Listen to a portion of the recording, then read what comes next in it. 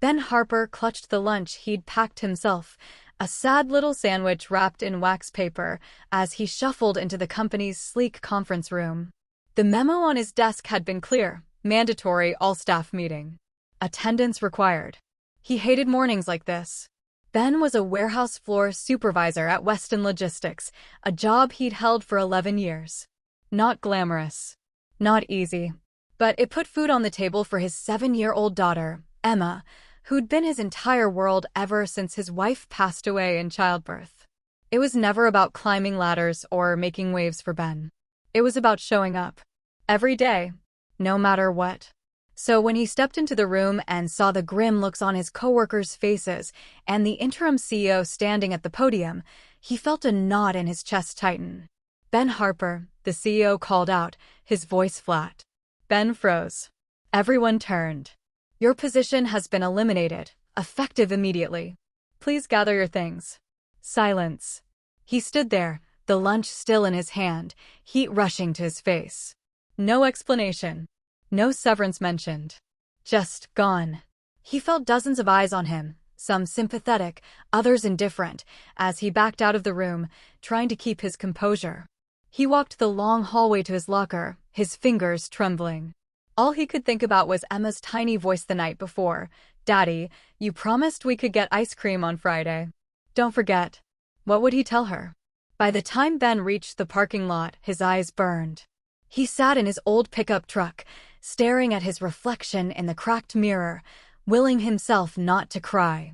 That's when a sleek black sedan rolled up beside him. The window rolled down. "Mr. Harper?" He blinked at the unfamiliar woman behind the wheel. She looked no older than 30, her dark hair perfectly styled, her voice calm yet commanding. "Yes," he croaked. "I'm sorry about what just happened in there," she said, stepping out of the car. "My name is Grace Weston. I'm the new CEO as of this morning. They didn't even give me time to introduce myself before the interim management started executing layoffs they planned weeks ago." Ben just stared at her, unsure if this was some cruel joke. Grace extended her hand. "Would you mind coming back inside with me? I'd like to speak to you in private." Back in her office, Grace closed the door and gestured for Ben to sit. "Mr. Harper," she began, "I've read your file. You've worked here more than a decade. You've never called in sick. You cover shifts for others.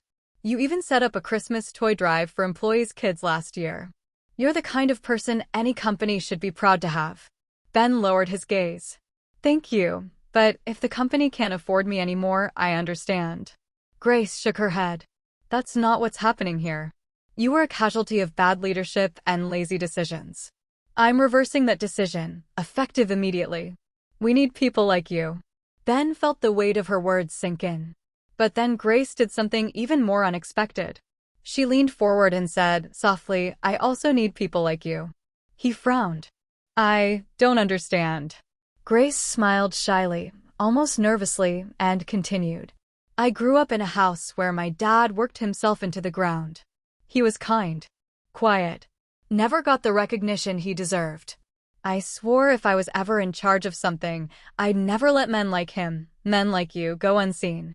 And, well, forgive me if this is forward, but in the last hour of watching you, I've seen someone I'd like to know better. Someone I'd like to take out to dinner." Ben's mouth fell open. Later that evening, Ben stood on his porch as Emma twirled in the yard, her little laugh filling the air. He still couldn't quite process what had happened. Grace had walked him back into the conference room herself and publicly reinstated his job with a round of applause. Then, in front of everyone, she'd slipped her arm through his and said, "One more thing, he's taking me to dinner tonight. Hope you don't mind." Everyone had gasped, then clapped. Ben watched Emma now, his heart lighter than it had felt in years. The kindness of one person had not only saved his job, it had reminded him that his quiet sacrifices had meaning. That good people could still be seen, still be valued. And maybe, just maybe, even loved again. That night, as Ben stood at the door waiting for Grace to pick him up, he whispered to himself, "Don't give up. You never know who's watching." Heartwarming message. Even when life feels unfair and your efforts seem invisible, keep showing up. Kindness and integrity have a way of shining through, and sometimes, The world notices just when you need it most.